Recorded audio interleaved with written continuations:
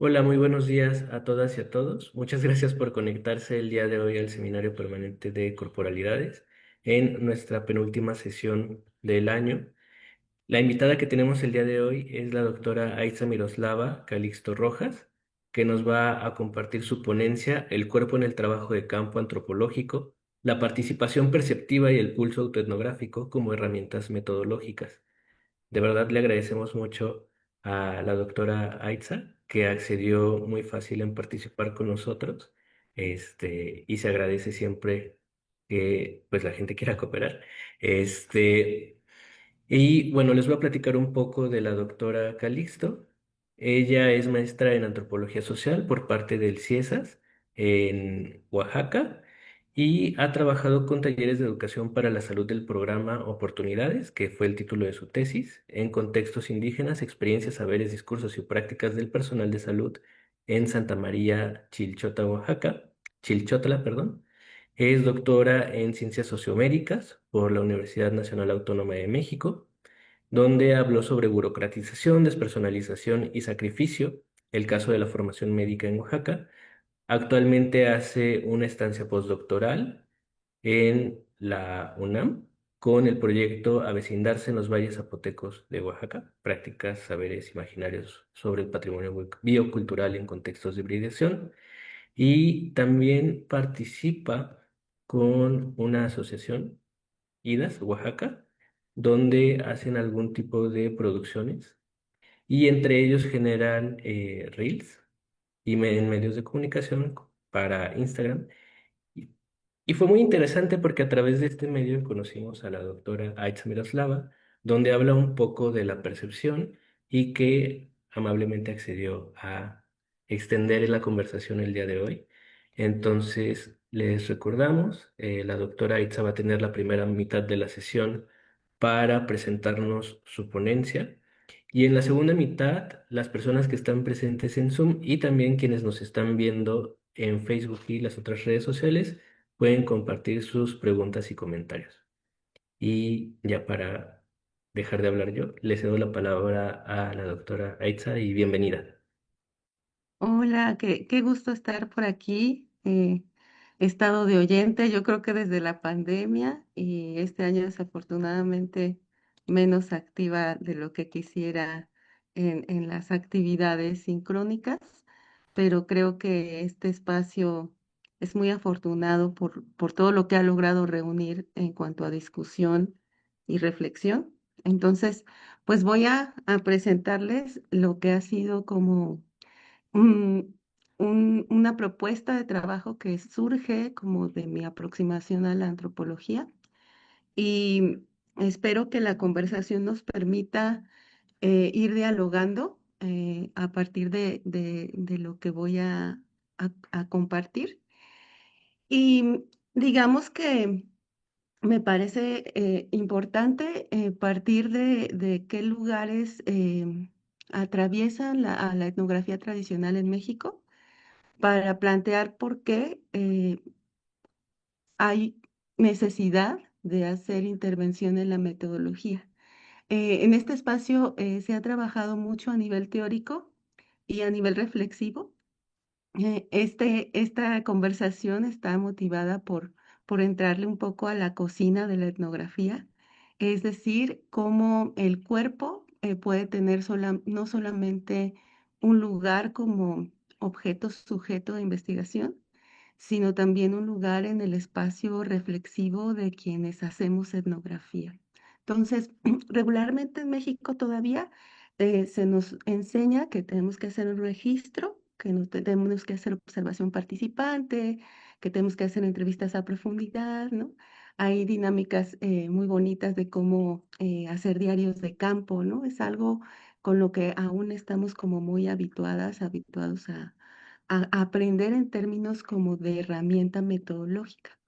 En términos de análisis, pues o hacemos triangulación teórica o interpretación hermenéutica, o algunos se avientan con la teoría fundamentada, ¿no? Hay quienes trabajamos de una manera más artesanal todavía, imprimimos, marcamos categorías, ¿no? Hay quien utiliza sistemáticamente softwares para analizar, ¿no? Y hay un punto que me parece medular, es que seguimos pensando que las prácticas de campo tienen que hacerse forzosamente en pueblos y naciones originarias en un contexto ajeno al propio. Esto es como un, un mandato que tendríamos que estar cuestionando, ¿no? O sea, es como este primer intento de aproximación tiene que ser un espacio ajeno.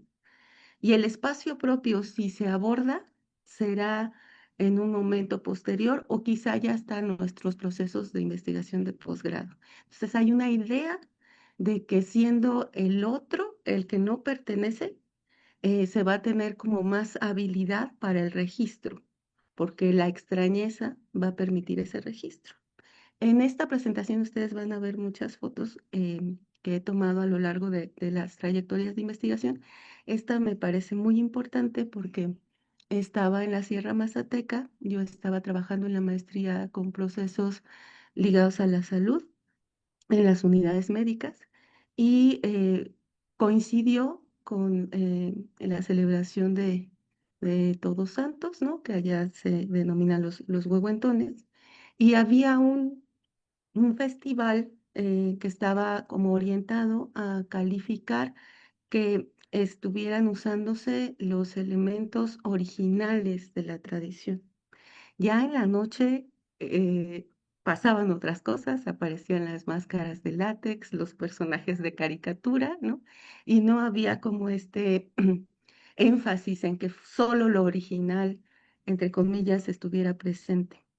Y resulta que como parte del jurado de autentificación había unos y unas compañeras de licenciatura haciendo prácticas de campo en antropología. Y el compañero que vende espaldas era parte del comité, ¿no?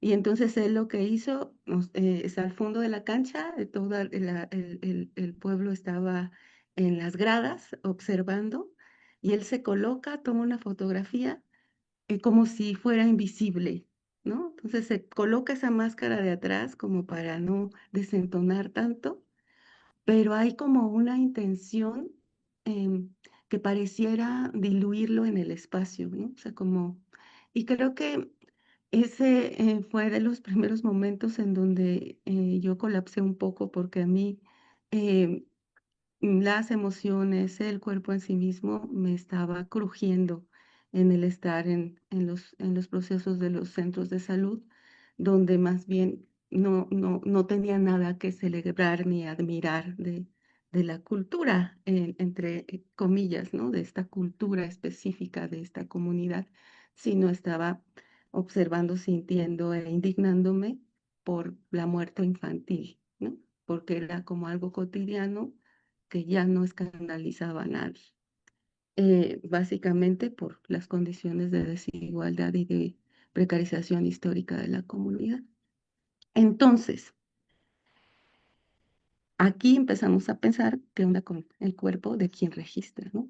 Y vamos a empezar también a pensar si nos vivimos como un cuerpo separado de nuestras emociones o si somos un cuerpo que en su integralidad experimenta el campo de acuerdo a sus propias trayectorias. Entonces, pues nos quedamos preguntando, pues, ¿dónde queda el cuerpo del etnógrafo, ¿no? ¿Qué implica estar ahí, ¿no? Y vemos un montón de memes en la red que dice, día 20 todavía no se han dado cuenta que soy un globo, en el primero, día 21 no se han dado cuenta que no soy, que soy un perro, soy un pato, ¿no? Etcétera. Y demás es como esta intención de que puedes lograr el rapport, pero que lo más importante es que no te veas mucho, ¿no? Este, y entonces recordamos al buen Malinowski, que sigue siendo el referente sobre el cual empezamos a trabajar nuestros diarios de campo y también desde el cual profundizamos una dicotomía que se vuelve muy natural cuando nos aproximamos a la antropología y al hacer etnográfico, que es que va a haber una diferencia entre el diario de campo etnográfico y una diferencia entre el diario personal. Y en las clases solemos saber, como chismecito, que años después de que sale publicado el trabajo de Malinowski, sale el diario personal y entonces es un escándalo, pero digamos que en términos metodológicos no nos la reflexión, la crisis de la antropología con respecto a la reflexividad, el cuestionamiento de la autoridad etnográfica, no nos lleva con claridad a replantear las estrategias metodológicas. Como está en la teoría y en el corpus del debate político y de la crisis de la disciplina, pero lo metodológico sigue siendo como esta base, ¿no? Sí hacemos ahora como esta idea de la descripción densa, ¿no? Como que es muy posterior, pero la idea del diario sigue siendo pensada como que es un diario de observación participante. Es decir, somos observaciones que participan y que registran, ¿no? Y que con eso resuelven lo que sea nuestra diferencia en campo, ¿no? O que sea nuestra subjetividad o nuestra vulnerabilidad, ¿no? Tú te vas a ser diestro en observar y en registrar. Y lo otro, lo que te puede estar pasando en términos corporales, personales, íntimos, puede ser sujeto de otra reflexión, ¿no? Porque puedes separarlo de algún modo, o más bien, nuestra responsabilidad epistémica parece ser aprender a separarlo. Aquí el asunto es que cada persona tiene una coordenada encarnada de cómo percibe y por ende de cómo registra. Y esa coordenada encarnada pues tiene que ver con nuestras historias. Y aquí la apuesta es ver si tener en cuenta esas historias genera posibilidades epistémicas y qué posibilidades generan, ¿no? En mi caso pues es el tema de la neurodiversidad, ¿no? Pues sí, hace una diferencia que esté en campo una persona con ansiedad, con depresión, con hipersensibilidad a una persona que no esté como en estos procesos. Pero también hace diferencia si eres sobreviviente de violencia de género y si tu feminismo es más cotidiano que teórico, o si es más teórico que cotidiano, ¿no? También, y es muy relevante, Por favor, hay que apagar sus... Perdón. sí, creo que ya lo apagaron. Muchas gracias, compañeras, compañeros. También es muy importante como reconocer en nuestras coordenadas perceptivas o corporales, que ya hablaremos de por qué estamos en este mismo rango, em, qué conflictos interculturales y racismos hemos encarnado. Sobre todo por este énfasis de la antropología en México de ir a hacer campo a pueblos y naciones originarias. ¿Y tú qué tienes que ver con eso? ¿Y tu cuerpo cómo está atravesado por las conflictividades interculturales y por los racismos encarnados? Ahí es donde se hace un quiebre con este meme de fingir que eres un perrito y eres un globo. O sea, resulta que nuestra diferencia tiene un peso crucial en la forma en la que percibimos y por ende en la forma que registramos. Em, en mi caso, ¿no? Que es la escuela para mí, pues fue como un escape a esta violencia, pero también llegué a la antropología a los 30 años, en búsqueda de lo cualitativo, después de una formación más ligada a lo cuantitativo, ¿no? Entonces, también ahí hay como una diferencia entre cómo vamos a percibir y registrar. Cuando aprendes esto, siendo una joven, un joven de 18 años, a cuando ya llegas al posgrado a acercarte a la antropología. En ese sentido, fui bastante afortunada porque me aproximé a la antropología de la educación como un campo en construcción, pero también que pone en entredicho la misma escolarización. Entonces, yo quería trabajar por donde yo había tenido una trayectoria laboral ligada al campo de la salud y quería abordar el fenómeno médico, digamos, ¿no? Entonces, lo hice desde esta formación en antropología de la educación y ahí de nuevo se empiezan a descolocar nuestros ámbitos de percepción porque empezamos a identificar em, que hay que existe la conformación de un sujeto escolarizado. O sea, que la escuela marca también la forma en la que vamos a hacer registro. Y eso también es importante irlo incorporando, ¿no? Y entonces es un camino largo de ir identificando cuáles son esas coordenadas que fuimos encarnando en el camino y que hacen que sea relevante pensar en quién es el cuerpo que registra en términos etnográficos. Bueno, ya sabemos también, como desde la teoría de Bourdieu, que la escuela es un espacio de reproducción social, em, pero también que la reflexividad puede ser un espacio de posibilidades frente a los campos sociales, o sea que tiene sentido reflexionar sobre esto. En el caso de esta teoría en particular, pues como un proceso de vigilancia epistémica, ¿no? O sea, es como si vas a ser tú ese instrumento, entre comillas, que registra, construye interpretación, lo menos que podrías hacer es identificar claramente desde qué lugar lo estás haciendo, ¿no? Y bueno, la existencia de las culturas escolares, que también en cada espacio hay como ciertas, se construyen ciertos paradigmas acerca, en este caso, de cómo se hace el trabajo de campo, de qué se dice, qué no se dice, qué queda en el espacio de la anécdota o de lo íntimo, qué se privilegia en el registro, etcétera. Y desde este lugar es que yo me acerqué a la antropología médica en Oaxaca, ¿no? Eh, y digamos que en la maestría fue pues el primer sacudón de campo, ¿no? Y creo que es donde se va afinando la propuesta que les traigo el día de hoy. ¿Por qué? Porque finalmente no, es aproximarse a una realidad donde la muerte se burocratiza, ¿no? La muerte a todas las edades, ¿no? Por estos procesos de injusticia, ¿no? Que en muchas investigaciones terminamos haciendo documentación de la tragedia, ¿no?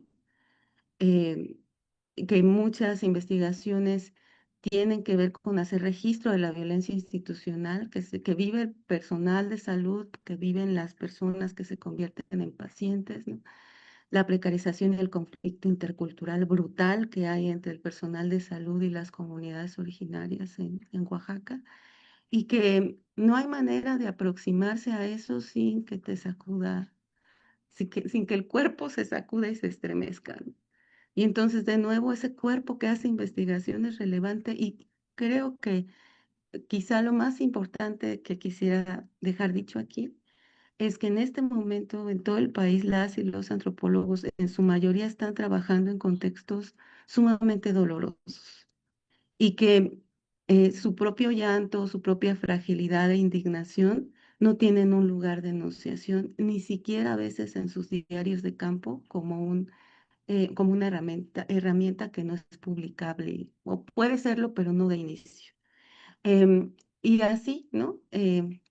Me fui haciendo esta pregunta que atraviesa mi investigación postdoctoral, digo, doctoral, que es qué lugar ocupa el cuerpo y las emociones en la formación, en la práctica y construcción de la profesión médica.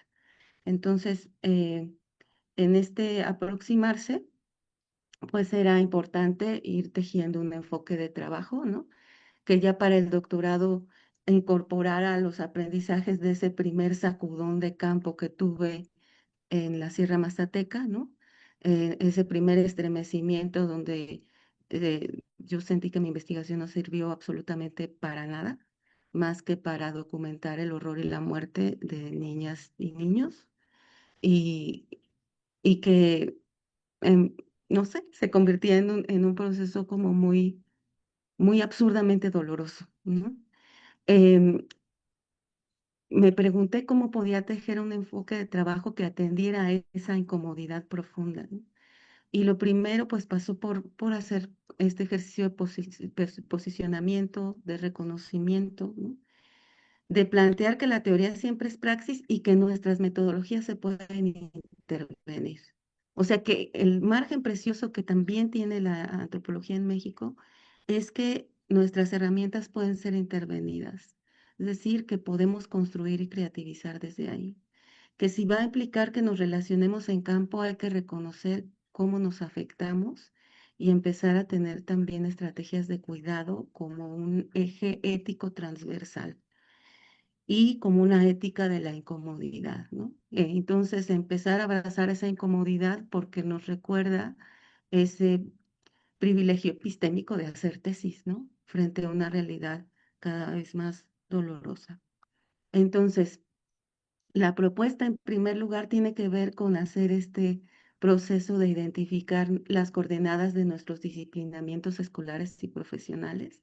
Es decir, cómo aprendimos, en este caso, a hacer investigación social, desde qué rutas, qué leímos, qué no leímos, cómo se fueron encarnando esas teorías en nuestras maneras de hablar, de registrar e interpretar la realidad, cuáles son nuestras coordenadas, ¿no? Como en este primer ejercicio que les decía, bueno, pues a mí me atraviesa la neurodiversidad, el conflicto intercultural, y podríamos ser como cada vez más específicos, y no para hacer de eso necesariamente algo que se publique o que forme parte de una tesis, sino como un trabajo metodológico propio, o sea, como este punto de partida, ¿no? Em, Creo que en cuanto a la indagación sobre la disciplina, pues ya tenemos como muchos esfuerzos ligados a buscar cuál es la antropología de la antropología mexicana, ¿no? Está Esteban Crotz insistente con que tendríamos que historizar y ubicar esos nudos críticos, ¿no? Y ya cada vez más en las tesis hay locus de enunciación, ¿no? O sea, los estudiantes se ubican, ¿no? En las investigaciones. Pero digamos que esto no se trata solamente de hacer un posicionamiento político, sino de hacer un ejercicio reflexivo profundo que pase por el cuerpo. O sea, esa es como una de las invitaciones. Aunque no estés trabajando cuerpo en la tesis, aunque no lo pongas en la tesis, es reconocer la vulnerabilidad y el privilegio que encarnamos y que va a condicionar nuestro trayecto de campo y de investigación. ¿Qué sabemos y descubrimos de nosotras en los trabajos de campo? Pues yo descubrí en el primer proceso que yo tenía una imposibilidad para hacer registros sin derrumbarme, sin ser demasiado afectada o sin involucrarme demasiado. Y eso era un problema, porque entonces yo había elegido un campo que es especialmente estremecedor, que es el de la antropología médica. ¿Cómo nos hacemos cargo de eso que identificamos? Pues primero dándole un espacio para nombrarlo, porque vamos de una tesis a otra y a la búsqueda de alternativas sin tener un espacio para preguntarnos qué nos pasó, qué descubrimos de nosotras, nosotros cuando hacíamos campo. Y a partir de ello, pues seguir tejiendo. Entonces, la propuesta de la participación perceptiva viene de esta ruta y de poder compartir con otras y otros que estén haciendo etnografía, y por eso estoy tan contenta de estar aquí. ¿Cómo podemos darle un lugar a nuestro cuerpo en estos espacios? Ojo, de nuevo, darle un lugar a nuestro cuerpo en nuestras investigaciones no implica que vas a hacer un capítulo sobre tu cuerpo, no, aunque podrías hacerlo, pero esa sería una decisión posterior. Lo importante es poderlo contemplar como un recurso metodológico que te permita cuidarte, ¿no? Entonces, ni siquiera podría seguirle llamando observación participante. Digamos que eso es una cuestión de nomenclatura. Cuando yo digo participación perceptiva, es que es porque participo con este cuerpo y con este espectro específico de percepción que me va a poner en vilo y que va a hacer que yo ponga atención en ciertas cosas, ¿no? A partir de aquí van a ver algunas fotografías que son fotografías que de la ciudad de Oaxaca que yo tomo cuando voy en el autobús. Y es relevante que les diga esto porque yo soy peatona y usuaria del transporte público por un asunto de clase, ¿no? En cuanto a los costos de los autos, pero aunque ahora quizá ya podría comprar uno, a mí la ansiedad me dificulta mucho aprender a manejar. Entonces, mi cuerpo tiene ese rango de observación que está atravesado por una historia en particular. Y entonces los autobuses en Oaxaca, hay muchos que están rayados. Y eso es lo que yo percibo desde la altura del autobús. Entonces, este es un puente que acaban de derribar en la central de Abastos. eh, y nos da como un ejemplo de por qué ese cuerpo que registra es relevante. ¿Sí? Porque esa cámara de celular que tiene que estar media escondida porque es la central de abastos y puede salir volando por ahí, hace que las tomas sean efímeras, ¿no? Y no necesariamente cuidadas, ¿no? Em, y mi relación con esas otras personas que están ahí, como yo esperando el, el transporte público, pero con la diferencia de que yo soy antropóloga y puedo escribir sobre esto desde un privilegio epistémico específico. Bueno, entonces, cuando hablamos de la participación perceptiva, el afecto y las afectividades cobran relevancia. Ya les hablaré en un ratito de dónde vienen estos referentes que son teóricos, que es como toda una relectura que se está haciendo de Spinoza en las etnografías feministas mexicanas de los últimos 10 años al menos, ¿no? Y que tienen que ver con adoptar una postura epistémica en donde reconocemos que los afectos van de ida y vuelta siempre, simplemente por ser sujetos que estamos en esta realidad, ¿no? Em, También tiene que ver con identificar que nuestros puntos de percepción, puntos de vista, diría Bourdieu, están localizados corporal, histórica y políticamente, ¿no? Esta altura, desde donde yo estoy haciendo esta fotografía, tiene una historia corporal, histórica y política. Y en general, reconocer que nuestros cuerpos, como etnógrafas, como etnógrafos, participan de los procesos. Los que decidimos, además, por muchas veces, la mayoría decidimos nuestros temas. O sea, tenemos ese plus de que no solamente vamos a ser afectadas y vamos a afectar porque estamos vivas, sino que además nos dimos a la tarea de tratar de analizar eso de lo que formamos parte como especie humana, que es los fenómenos culturales en este caso, ¿no? Que estos cuerpos construyen relaciones y cuentan con un espectro perceptivo específico que refiere no solo a una posición política, sino a un tejido de opresiones y privilegios y a un conjunto de condiciones particulares que están vinculadas a nuestras genealogías, trayectorias, subjetividades, carnes, tripas y emociones. Y que esto no implica que entonces sea imposible hablar de un fenómeno, porque entonces todo se vuelve relativo, sino que enriquece en términos epistémicos y que quizá esa es una vía para reconocer que en esa diferencia puede haber cosas que no estamos tomando en cuenta porque estamos obsesionados, obsesionadas con borrar este cuerpo que somos, ¿no? Es como que no se note que eres un cuerpo, que se note que eres etnógrafo, que eres etnógrafa. Em, y digamos que la participación perceptiva sería entonces este reconocimiento epistémico de este rango. A ver, si escuchan aquí a Perris y Gatis, sepan que son compañeros, compañeras, que forman parte de este mismo espacio. Em, Voy a esperar un poco que, que Tito guarde un poco de silencio. Ok, entonces, cuando hablamos de participación perceptiva, no privilegiamos un solo sentido. Eso sería lo primero, ¿no? Se abre. Yo haciendo etnografía en hospital, me entré al mundo de los olores, por ejemplo. Y entonces supe cómo había un entrenamiento que tenía que ver con los olores. En una eh, sala de atención a mujeres que están por parir, los olores cuentan mucho porque nos dan la alerta de que puede estar ya en proceso la llegada de un bebé, ¿no? Em, y digamos que al ampliar ese ámbito de registro, podemos hacer más registro. Es decir, no nos limita, al contrario, se expanden las posibilidades. Em, Se van a ir reconociendo las particularidades epistemológicas de las relaciones que vamos tejiendo con las otras personas o con ese otro espacio con el que estamos trabajando y vamos a ir viendo cómo construimos nuestro dato etnográfico. Y vamos a reconocer que no hay un registro que vaya a estar libre de nosotras, nosotros, ¿no? Como cuerpo, circunstancia, emoción.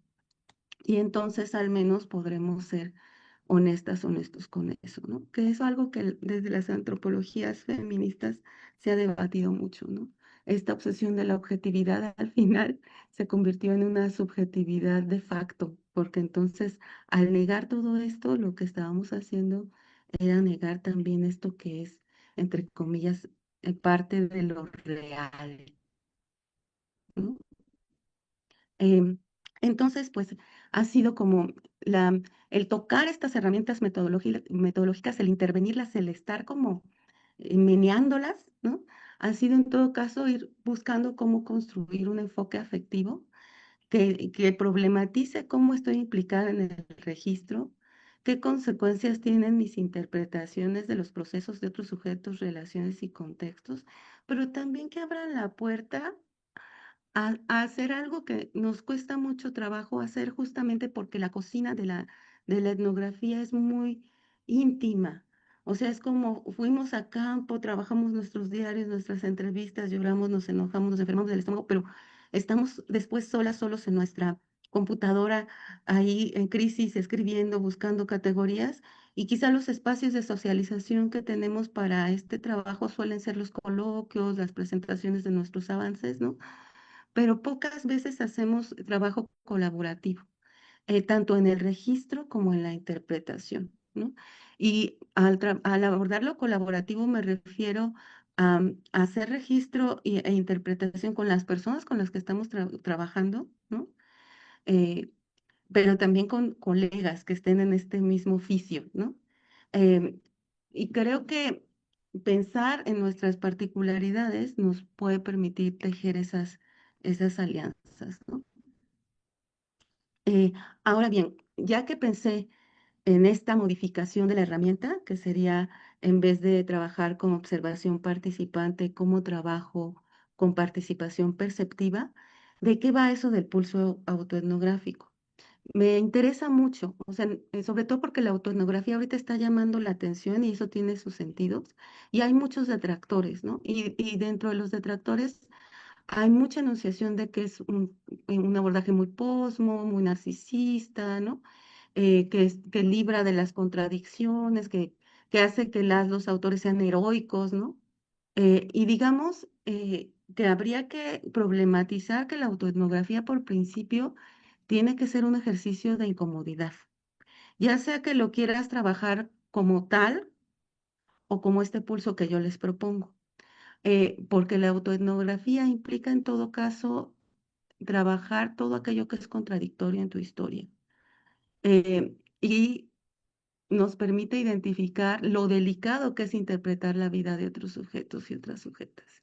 O sea, no parece haber un problema con que interpretemos la vida de otras personas, pero cuando interpretamos la nuestra, pues se critica la complacencia, pero también lo que ya no se ve porque somos nosotras, nosotros mismos, ¿no? Entonces, digamos que ahí queda como una línea para seguirlo indagando, pero la propuesta del pulso es regresar al cuerpo otra vez, ¿no? El pulso como algo que toma el personal de salud o el médico tradicional, ¿no? O sea, es como cómo late, cómo recuerdas que eres ese cuerpo y no una cabeza que analiza desde la abstracción y que escribe indefinidamente. No sé si les pasa, probablemente sí, que a veces no nos acordamos de comer, de tomar agua porque estamos clavadas escribiendo y es un dolor o una necesidad la que nos recuerda, es que sí soy un cuerpo, ¿no? No soy solamente una cabeza que registró y ahora analiza, ¿no? Pues la idea del pulso es eso, es hacernos de cuerpo presente en los procesos de investigación, el construir una ética centrada en los cuidados justamente porque estoy de ida y vuelta viendo cómo esta cosa me está afectando y cómo estoy yo afectando eh, a los otros el ir haciendo ajustes a nuestras intervenciones metodológicas. O sea, si tenemos un espacio mínimo para preguntarnos cómo estamos, podemos decir, oye, estoy insistiendo con esta entrevista a esta persona que evidentemente no quiere trabajar conmigo y que tiene derecho a hacerlo. Y entonces, en vez de verlo como un fracaso de campo, lo puedo ver como algo que tengo que integrar en términos metodológicos, ¿no? En fin, por decir alguna cosa. Em, E ir pensando en vez de la construcción obsesiva de la otredad, ¿no? De esto que nos enseñaron a hacer justamente yendo a contextos que fueran ajenos, ¿no? Es pensar que al fin de cuentas estamos hablando de nosotredades, ¿no? Ingold habla de juntariedad, ¿no? Que es como la traducción de otherness, ¿no? Como decir, bueno, ¿qué tal si hacemos más antropología del trayecto, centrada en cómo coincidimos con otras personas, con otros seres, ¿no? Y a razón de eso, pienso en esta posibilidad de hablar del nosotros que somos cuando trabajamos o cuando hacemos etnografía, ¿no? Em, por otra parte, ¿no? Eh, nos permite hacer un abordaje epistémico de los afectos y afectividades construidas y propiciadas en campo. O sea, es como hacernos responsables de lo que nos pasó y de lo que propicié en mis estancias en campo. Em, Asumir que nuestros registros y nuestras interpretaciones no se separan del cuerpo que soy, tengo y que vivo de acuerdo a mandatos, estructuras y paradigmas, ¿no? Porque si no, ¿qué sentido tendría que trabajemos 15 personas el mismo tema, ¿no? Sí, o sea, para mí siempre es la reflexión aún trabajando con videocámaras. Cada videocámara no puede ocupar el mismo espacio. Y aunque sea el mismo modelo, va a estar registrando cosas distintas por variaciones diminutas de la localización y de la construcción de ese aparato en sí. Entonces, ¿cómo hacemos que más bien esa particularidad tenga una potencia epistémica? Esa sería una pregunta que me gustaría que respondiéramos juntas, ¿no? Nos permite este pulso atender a las relocalizaciones y trayectos que se producen en campo, ¿no? O sea, al final este cuerpo se relocaliza porque se va a otro lugar o se queda en el mismo haciendo investigación y se van construyendo trayectos que tienen sentido en términos autoetnográficos. Si me preguntan, bueno, ¿cómo haces pulso autoetnográfico? Deteniéndote a pensar sobre cómo estás, cómo estamos. Sería algo muy práctico. O sea, es como tomarte unos minutos a la semana a reflexionar sobre eso y hacer registro y ajustes sobre lo que esté pasando ahí. O sea, no es algo muy sofisticado, tampoco requiere que ahora escribas una autoetnografía, no, es como un llamado a saber cómo estás, cómo estamos en el proceso del trabajo de campo, ¿no? Em, Dignificar nuestros procesos en tiempos de crueldad extrema me parece fundamental. A veces hacerte esa pregunta puede implicar decir, ya no voy a hacer trabajo de campo aquí, estoy corriendo riesgo. O en serio, voy a hacer un ajuste temático o lo que sea o voy a buscar trabajo terapéutico o etcétera, ¿no? Este, también nos va a permitir decidir qué coloco y qué no coloco dentro del texto analítico de acuerdo a su propósito público y contexto de producción. Si estoy yo en un contexto en donde mi comité de tesis tiene una vertiente de análisis muy particular, yo voy a decidir si coloco esta parte que puede ser considerada más sensible o no. O la dejo para después que saque mi tesis y hago un poemario, ¿no? Una intervención artística con todo lo que yo viví, ¿no? Porque a veces creemos que todo lo que encontramos lo tenemos que poner ahí. Y sufrimos mucho cuando son cosas que a lo mejor todavía no hemos caminado lo suficiente, cuidado lo suficiente y lo sometemos a un proceso de validación académica. Y por eso muchos de nuestros estudiantes a veces se nos atoran con las tesis, porque tocaron algo muy complejo y lo quieren a veces llevar a fuerza a ese texto en particular. Saber que hay miles de posibilidades de expresión de lo encontrado, me parece que es una puertecita que abre estar pendiente de nuestro pulso, ¿no? Este, y en general, recordar que abordar críticamente lo propio no es una moda posmoderna, sino es una urgencia descolonial y para muchas una estrategia de sobrevivencia y dignidad. La autoetnografía se está trabajando desde los años 90. Es tan complicado que se trabaje en los territorios de la Via Yala porque no tenemos permiso para hablar de nosotros mismos. Somos los sujetos que vinieron, ¿no? A los que vinieron a investigar. Tomar la voz es algo que resulta sumamente incómodo. Y por otro lado, también sucede que hay propuestas que están trabajando, por ejemplo, desde los feminismos eh, eh, descoloniales con la genealogía de la experiencia, por ejemplo, ¿no? Que es como este intento de sí hablar de lo propio. Em, ¿Qué encontré en la investigación con los estudiantes de medicina con respecto al cuerpo, ¿no? Como para que vean que sí pasó algo tratando de articular este trabajo, ¿no? Que aborda muchos temas, pero esta dimensión del cuerpo me parece fundamental. Pues para empezar, que hay una fractura cuerpo-emoción, ¿no? Que es una fractura que hemos analizado, ¿no? Y en este espacio se ha nombrado incluso ya como dicotomía, pero que ahí es exacerbada, ¿no? Una cosa es el cuerpo y otra cosa son las emociones. El cuerpo y las emociones de las y los estudiantes, los propios, se viven como estorbos, como peligros y como debilidad, ¿sí? El cuerpo que necesita ir al baño, que necesita comer y necesita dormir, es un estorbo para formarse en medicina.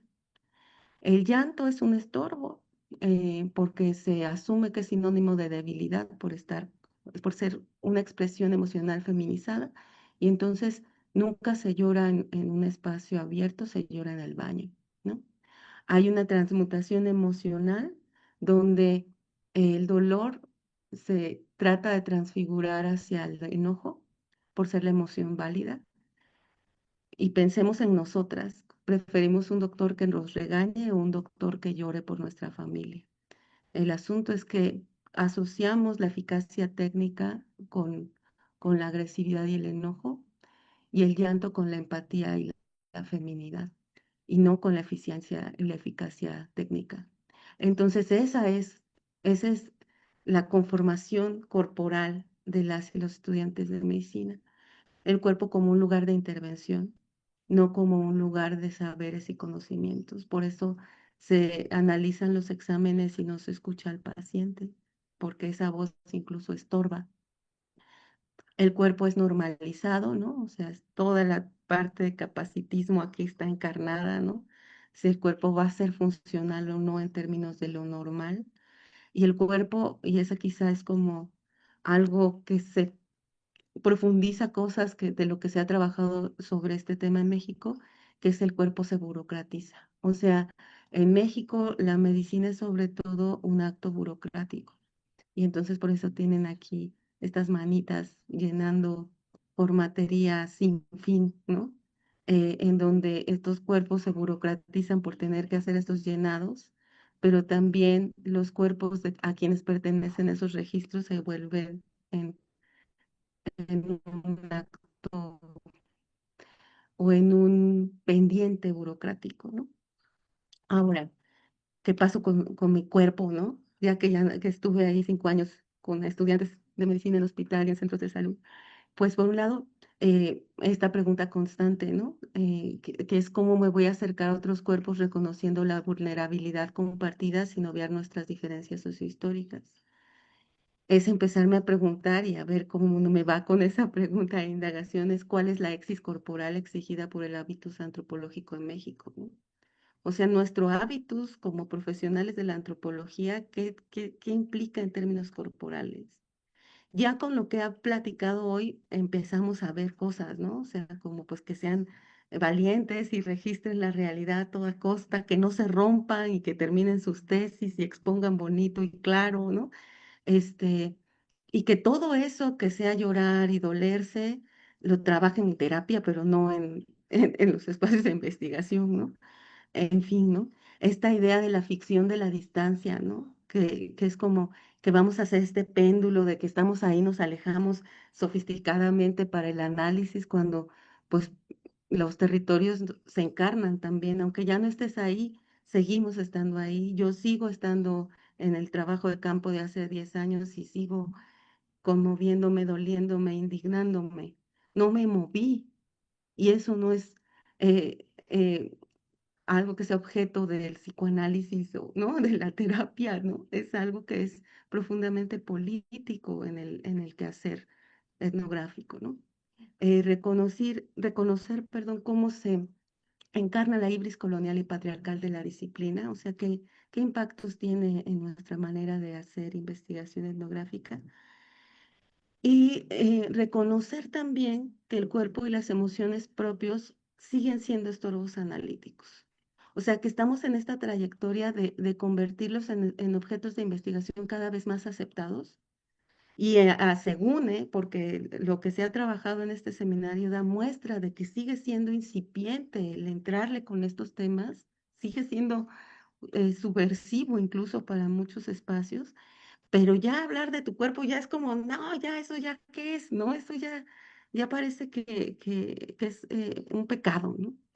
Y pues ya para ir cerrando y también tener espacio de platicar, pues una invitación a quienes nos estén escuchando, ¿no? Y que hayan hecho trabajo de campo o que estén por hacerlo, que se den el espacio para la reflexión y los cuidados de pensar qué pasa en estos cambios de tiempo y espacio que atraviesan, qué afinidades se construyen, qué violencias se encarnan cuando se enamoren, cuando amen, cuando encuentren esas disrupciones afectivas en sus trabajos de campo, cómo lo enfrentan, cuando encuentran la antipatía, ¿no? Me cae mal esta persona y yo debería trabajar con ella, cuando tejen amistad, ¿no? Cuando se teje la indiferencia, ¿no? Este sentimiento de que nadie te pela y que tú estás ahí como invadiendo, ¿no? ¿Qué relaciones tejemos, ¿no? ¿Qué lugar le damos al llanto, a la rabia, a la indignación, a la desolación y la alegría, ¿no? ¿Qué se teje y qué se rompe, ¿no? Y en ese sentido regreso a esos cajoncitos que planteaba al principio, pensando que la teoría siempre es praxis, ¿no?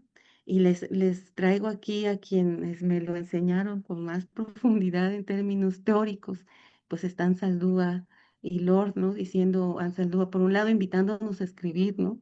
Y por otro lado, recordándonos, para tocar más gente, las realidades personales y lo social se tienen que evocar, no a través de la retórica, pero a través de la sangre y la pus y el sudor. Audre Lorde decía, sabemos que la supervivencia no es una habilidad académica. En este sentido, el cuerpo y la experiencia propias son referentes epistemológicos ineludibles, ¿no? Pero también son lugares de lucha y resistencia. ¿Y qué propuestas, tejidos y alianzas teóricas, metodológicas nutren este trayecto el que les he compartido, ¿no? Tenemos a Sarah Pink, que en 2009 ya nos hablaba de percepción participante dentro de la antropología de los sentidos o la antropología sensorial, que es un referente muy importante. Tenemos a la compañera Alba Pons Rabasa hablando de etnografías afectivas. Ella hace un desglose de herramientas que me parece fundamental, que es la participación observante y los encuentros afectivos. Yo trabajo participación perceptiva precisamente para descolocar el tema de la observación, porque me parece que igual es, ya lo decía también Sarah Pink, se privilegia la observación también como un sentido dominante, ¿no? Está el Seminario de Investigación Avanzada de Estudios del Cuerpo de la UNAM, que también ya tiene tiempecito trabajando desde la filosofía que hacemos con el cuerpo, ¿no? Está este seminario que me parece que es fundamental seguirlo abrazando, nutriendo, escuchando, ¿no? No, no, creo que cada participación y ahora sus grupos de trabajo son fundamentales en responder a estas incomodidades que de algún modo he estado expresando a lo largo de, de- de la charla, ¿no? Nosotras en IDAS Oaxaca tenemos desde 2022 armando un seminario taller de etnografías afectivas y autoetnografía, donde nos hemos dedicado a tallerear textos y hablar de todo esto en un contexto no formal académico, ¿no? Como para que pudiera fluir con tranquilidad esa lágrima que no se suelta en el espacio académico con facilidad, precisamente porque no va a poder ser bien recibida en muchos casos, ¿no? O mucho menos tomada como una posibilidad epistémica. Están los estudios DISCA y multiespecie, ¿no? La compañera Berenice Vargas, a Diana Vite, ¿no? Que están ahí desestabilizando las maneras tradicionales de hacer etnografía. Tenemos que recordar cómo estamos haciendo campo en estos territorios, ¿no? En estos procesos de colonialidad múltiple, de despojo y violencias, de extractivismo y de urgencia climática, de precarización de la vida, de esta ambigüedad académica que por un lado es documenta, pero no necesariamente dirigida a la acción, ¿no? O a la reflexión o a la alianza con las resistencias, ¿no?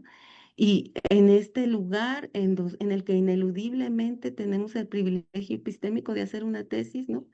Y que podríamos seguir configurando estrategias extractivistas sin que no pase nada, porque no hay problema, o sea, o sea, tenemos la opción de hacerlo y no habría como un cuestionamiento porque está normalizado que así es. Entonces, quizá para mí la responsabilidad más grande que tenemos pues es intervenir y creativizar las metodologías atendiendo al cuidado y la dignidad que resulten urgentes. Yo por aquí les dejo algunas referencias bibliográficas.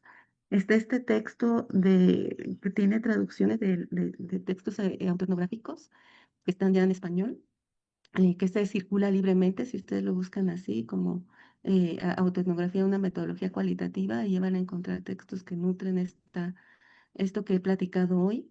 Está este texto que me parece fundamental de perspectivas feministas en la investigación en salud, que tiene una introducción muy generosa.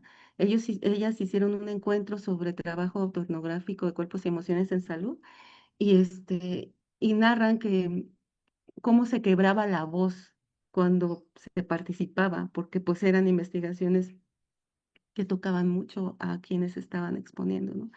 Y este lugar, como que no hubiera un lugar para eso y que siempre emergiera un perdón.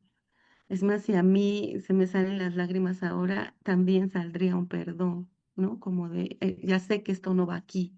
Y bueno, está la compañera Pons Rabasa, Guerrero Humano, ¿no? Siobhan, con este texto de 2018 de Afecto, Cuerpo e Identidad, que creo que ya conocemos muchos y que también está disponible en línea. El trabajo de Ansaldúa de hablar en lenguas, pero todo el librito de este puente en mi espalda, creo que más que nunca lo tenemos que estar retomando.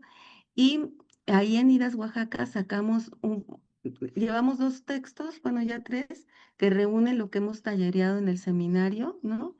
Y que pues ahí van a encontrar a muchas voces diciendo como lo que les ha marcado en los trabajos de campo y como estamos imaginando otras maneras, ¿no? De seguir ocupando el espacio de investigación, pero cuestionando profundamente aquello que nos niega la vulnerabilidad y pues eso, el ser el cuerpo que inevitablemente somos.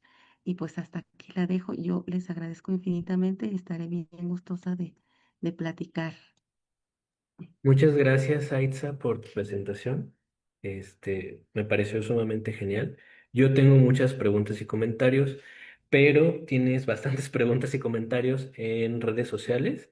Entonces vamos a darle el espacio a ellas y ellos que están comentando. Y también si aquí en el chat de Zoom alguien quiere participar, solamente hay que poner el icono de la mano levantada y les vamos cediendo la palabra. Como veo que van a ser varias participaciones, no sé si te sientas cómoda participación o hacemos algunas rondas acumuladas de preguntas. Aitza, ¿cómo? Si quieres rondas. Y yo aquí tomo nota para que sean tres y podamos ir fluyendo. Sí. Ok, perfecto. Si alguien aquí en Zoom quiere hacerlo, porfa, puede levantar la mano. Sí, Astrid tiene una pregunta. Adelante, por favor. Ay, hola, buen día. Primero felicitarte un buen por el trabajo. Creo que se me hace muy importante poner este tema en la mesa desde la investigación, porque creo que justamente tocas temas de qué pasa con la corporalidad, las emociones en el trabajo de campo y qué tanto esto nos puede llegar a afectar y penetrar dentro de nuestras futuras investigaciones, ¿no? Y me quedo pensando un poco, ¿desde dónde surge esta necesidad? O sea, comprendo que tiene que ver con el tema de tu trabajo de campo, en dónde te fuiste como inmiscuyendo, pero también qué elementos o qué situaciones te llevaron a repensar esta necesidad de recrear las metodologías, de empezar a detenerte para sentir tu pulso, como ya desde una cuestión más experiencial, ¿no? Desde justo esta parte que nos comentabas de esta metodología porque creo que al final esto que nos puedas compartir nos puede dar como mucha apertura a las personas que trabajamos en contextos, pues justo, ¿no? De violencia o que nos estamos moviendo cotidianamente a hacer trabajo de campo en situaciones complejas, que a veces por la inmediatez de recabar información o de múltiples cosas, pareciera ser que nos desvirtuamos de nuestra propia corporalidad para solamente quedarnos en el razonamiento de la información y omitimos todas como estas sensaciones que nos da el cuerpo de alerta o de algo no te estás sintiendo bien en el trabajo de campo y te enfermas del estómago, de la gripa o más cosas, ¿no? Entonces, como que comentario medio pregunta. Gracias, Astrid. No sé si alguien más aquí en el chat tenga alguna pregunta o comentario. Si no, voy a pasar a leerte algunas de las preguntas que están haciendo en redes. Eh, Creo que no alcanzo. Tienes dos comentarios, uno de Berenice Vargas y otro de María Cristina Giret, aquí en el chat. Muchas gracias por tu exposición, potente y necesaria. Qué bello coincidir en tantas reflexiones. Muchas gracias por compartir, un placer escuchar a la doctora Aitza Calisto. Y en Facebook, Julia Flores te pregunta si nos puedes ampliar un poco más la idea del concepto de notredades, nosotredades, perdón. Lucho Plus también que pide si le puedes recomendar textos de autoetnografía y creo que con esas ahorita, o no sé si quieras una más. Sí, una más, yo aquí lo tengo anotado. Ok, dice Francisco Rosas Cruz. Me parece muy interesante lo que menciona. Actualmente realizo mi tesis de maestría y paralelamente autoetnografía, pero tengo como duda, ¿en qué momento se empieza y se termina? ¿Solo la abordo desde cuando empiezo mi trabajo de investigación o puedo considerar el tiempo más atrás? ¿Puedo remontarme a la memoria y que sea parte del registro o ir al pasado es otro desarrollo de escritura personal? Y no propiamente autoetnografía, sino más bien como narrativa corporal, una autobiografía. Es lo que te están preguntando y te cedo la palabra. Muchas gracias, Astrid, muchísimas gracias y abrazo mucho el proceso que estés viviendo como en tu investigación. Creo que en términos generales lo que me llevó a esto tiene que ver con rompimientos con la manera de percibir. Hay personas que por la violencia que vivimos en la infancia nos volvimos muy ávidos y hábiles para registrar lo que sucede alrededor. Y como que no hay una opción como de, ay, ahorita lo apago, ¿no? Yo he identificado que muchos y muchos etnógrafos, sobre todo los que se formaron desde la licenciatura, van sofisticando esa técnica, que es para mí una técnica que utilizan también las y los médicos en su formación, que es como una técnica de desprendimiento, o sea, y también de transfiguración emocional. Ahí me queda pendiente y por eso hablo esa pregunta de qué pasa con los cuerpos de las y los etnógrafos, porque también pasan cosas como pasan con las y los médicos, porque van a procesos muy dolorosos. Pero como les decía, yo me acerqué a la antropología hasta los 30 años. Entonces, ya había otros procesos que yo había vivido y que yo creía que realmente era eso lo que me hacía no poder desprenderme del dolor del campo. O sea, que era una anomalía, que yo tenía que trabajar en terapia, el haber cargado a una bebé muerta, el haber atestiguado a un niño que al día siguiente moría porque no lo atendieron en el hospital. Y entonces creí que era mi problema, ¿no? Que como le pasa a las y los médicos que sufren duelos tremendos por sus pacientes, ¿no? Entonces es desde esa disonancia, desde esa deshabituación o hábitos contradictorios, diría Bourdieu, que empieza una obsesión con decir, bueno, pero entonces estos cuerpos dolientes que no pueden como estarse serios, que no pueden como ya pasar la página, entonces no hacemos etnografía, ¿no? Entonces mejor nos metemos a procesos terapéuticos infinitos hasta que se nos quite esa manera de conectar con el mundo. Y creo que ahí los estudios DISCA nos están dando caminos, ¿no? O sea, de que pues es que hay otros ámbitos de percepción y eso es relevante integrarlo en los términos etnográficos, pero por otro lado, en un momento de crueldad extrema, o sea, la sensibilidad tiene que ser potencia, solamente que eso implica chamba metodológica. O sea, no nada más es una enunciación o un posicionamiento político, es chamba metodológica, es, bueno, pero ¿cómo se traduce esto en tu herramienta de registro? Y si estamos hablando de cuidados, ¿qué vamos a hacer? Ah, pues entonces no escribas, yo siempre les digo, no escriban en la noche, escriban en el día. Este, si la persona que están entrevistando llora, compartan algo suyo también, regalen también su vida, ese trayecto que también son ustedes, ¿no?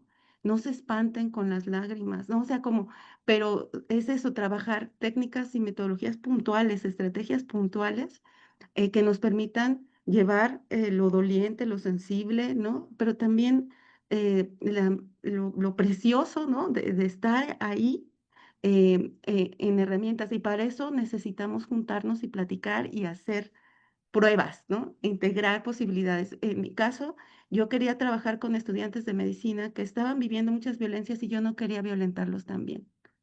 Entonces trabajé con algunas estrategias de la terapia narrativa para ver cómo podía yo en mi conversación devolver algo que pudiera por momentos sacarlos de ese esquema en el que estaban viviendo y también dejarme interpelar, ¿no?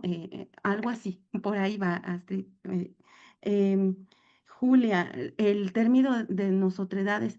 eh, Ahí en estos textos que tenemos libres y publicados en el seminario, ahí hay como a profundidad el tema, lo desarrollamos, pero en términos muy concretos sería que en vez de pensar en voy a hablar de la otredad o voy a definir cómo la otredad se comporta o hace cultura o vive el cuerpo o lo que sea, ¿no?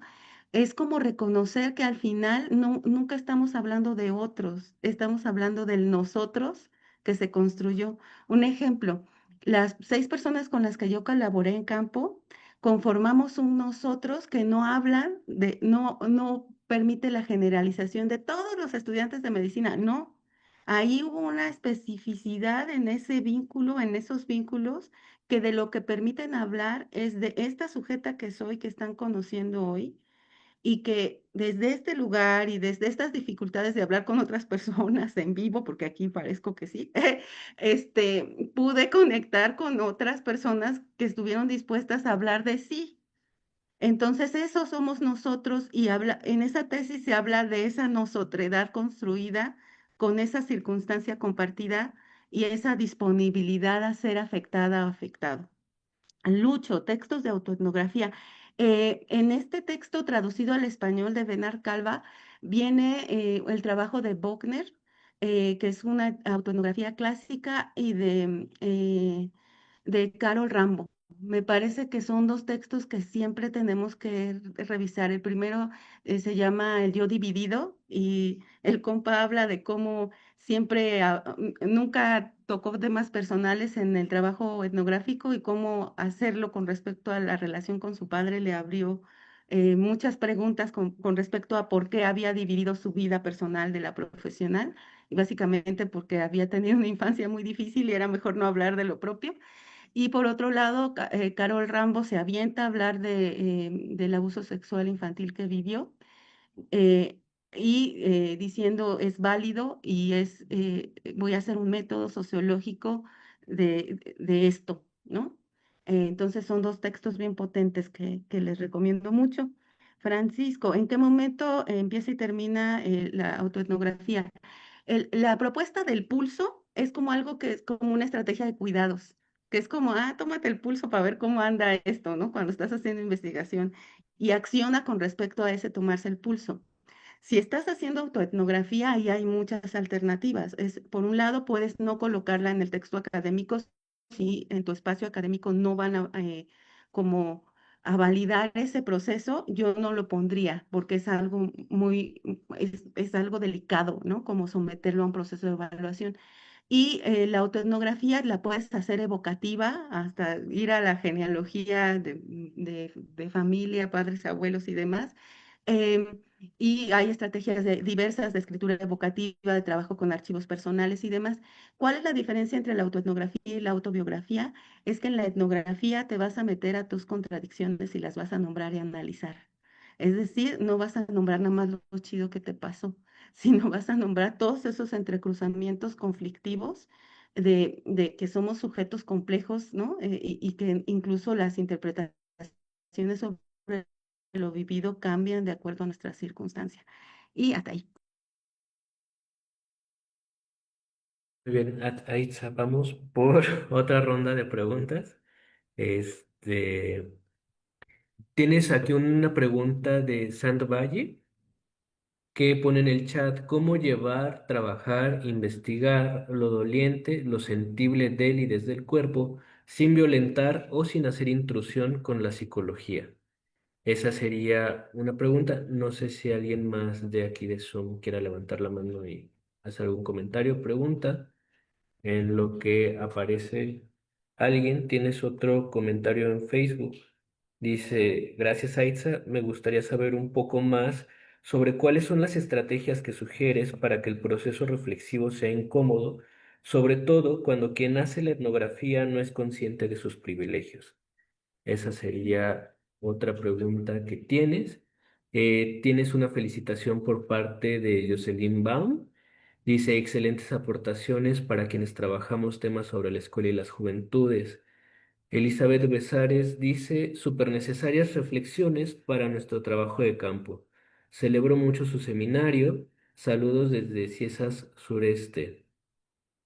Y Alfaima Sánchez dice, buenas tardes, me parece muy interesante el planteo de la participación perceptiva. Me gustaría mucho preguntar por el vínculo que establecen los cuerpos en el campo, también para preguntarnos qué es el campo. Este, no sé si alguien aparte tendrá algún comentario aquí en el chat de Zoom. Si no, te vuelvo a ceder la palabra y hacemos otra ronda. Muchas gracias. Estos cruces con la psicología, ¿no? Fíjense que cuando fue mi examen de maestría, eh, una de los comentarios era ese, ¿no? De que si estaba trabajando cosas muy psicológicas, en términos muy burdos lo estoy resumiendo, pero era porque finalmente pues yo nombré pues, las muertes que viví, ¿no? Y, y me pregunto si, cómo lo podemos departamentalizar, ¿no? O sea, es que es el problema con los fenómenos sociales, es que aunque nosotras vengamos de disciplinas diferentes, los fenómenos llegan juntos, ¿no? Entonces están los retos de la transdisciplina, y que me parecen súper relevantes, ¿no? O sea, por ejemplo, este trabajo con que ya mi estrategia en los encuentros con las y los estudiantes estuviera nutrido por una lectura, reflexión y capacitación en terapia narrativa, tenía que ver con una inquietud de no hacer meramente extractivista con personas que de por sí ya estaban siendo violentadas, ¿no? Entonces, a fuerza, la transdisciplina aparece, ¿no? Y con muchos estudiantes trabajé dibujo. O sea, en vez de, no, vamos a dibujar, vamos a estar aquí en el hospital, vamos a dibujar cómo nos fue, ¿no? Entonces, siento que estas intrusiones son, son inevitables y que en todo caso tendríamos que hacerlas conscientes para ser responsables con ello, porque eso no significa que si yo estoy identificando a una de mis estudiantes con quien que fue mi colaboradora como en riesgo, yo no diga nada, ¿no? No, hombre, que, oye, lo que tú estás contando necesita más apoyo de lo que yo puedo dar, ¿no? Y ahí es como un tejido muy fino, ¿no? Por ahí también preguntaban que cómo va a ser reflexiva una persona que no quiere ser consciente, que está haciendo etnografía y no está siendo consciente de sus privilegios. Es que aquí el asunto es que estamos entrenados para que no seamos conscientes que somos un cuerpo, ni mucho menos que tenemos el privilegio epistémico de hacer una tesis. O sea, eso se da por sentado, es un punto de partida que no entra a discusión. Ponerlo en discusión es entrar en crisis. Y entonces esto va a ser propiciado o no, y va a depender del espacio en donde se esté generando la reflexión y el trabajo, ¿no? Porque no solamente es, porque en verdad cuando le entramos a cuestionar eso, podemos ya no hacer la tesis. O sea, ¿y por qué no quiero? ¿No? Porque no quiero ejercer ese privilegio, ¿no? Entonces ahí creo que lo que es necesario es el diálogo, empezar a hablar de lo que nos picó, de lo que nos duele, de lo que se reproduce cuando no hacemos esa reflexión. Y que de nuevo nadie nos lo va a cuestionar, la tesis puede salir sin hacer esa reflexión y ya. Eso en este momento es una decisión pues ya muy personal o ya de esta búsqueda de otros espacios como este seminario, ¿no? Donde se han cuestionado y platicado cosas que no son regularmente puestas en escena, sobre todo en la formación de licenciatura, ¿no? Esta pregunta de qué es el campo, ¿no? Pues creo que para Malinowski el campo sería ese lugar místico y misterioso que vamos a documentar y vamos a aprender la lengua y vamos a registrar con todo lo que podamos, ¿no? Pero creo que en este momento hay que pensar en el campo como el trabajo de campo.